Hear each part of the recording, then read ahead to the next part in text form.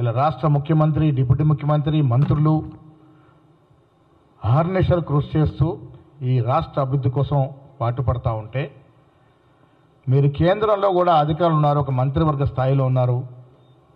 ఆ స్థాయిని మరిచి కానీ రాష్ట్ర అభివృద్ధి విషయం వచ్చినప్పుడు చేదోడు వాదాలు ఉండాల్సిన మీరు కాలు బట్టి లాగే ప్రయత్నం చేస్తూ ఉన్నారు. రాష్ట్ర ప్రజలంతా గమనిస్తూ ఉన్నారు.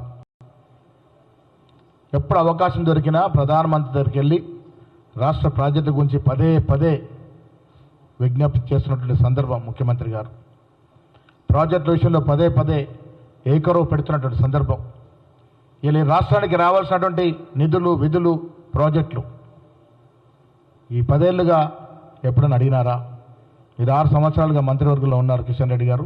ఏ రోజైనా రాష్ట్రానికి రావాల్సినటువంటి ప్రాజెక్టుల మీద మీరు గెలిచినటువంటి 8 మంది పార్లమెంటు సభ్యులు కానీ, మీరు 8 మంది గెలిచి ఎక్కువసారి కేంద్రంలో ఉన్నటువంటి ప్రధానమంత్రిని కానీ, ఇతరతర మంత్రులు కానీ కలిసిన పాపాన పోయినారా?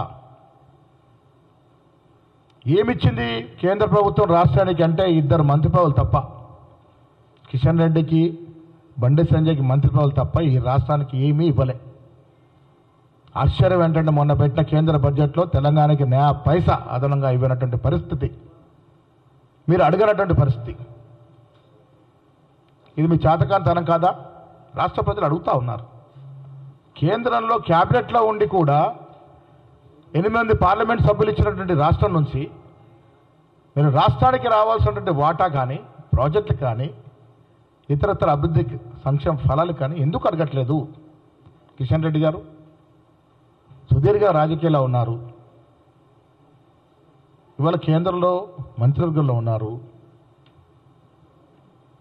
అస్తమానం గుజరాత్ గురించి మాట్లాడతారు, అస్తమానం ప్రధానమంత్రి పొగుడుతూ ఉంటారు. మరి ఎందుకు రాష్ట్రం గురించి మాట్లాడట్లేదు మీరు? ఇవాళ రాష్ట్రం వద్ద మన పెండింగ్లో ఉంటుంది ప్రాజెక్టు. నిజంగా కేంద్రం సహకరిస్తే తెలంగాణ రాష్ట్రం ఈ సౌత్ ఇండియాలో గొప్ప రాష్ట్రంగా తీర్చుకునే అవకాశం ఉంది.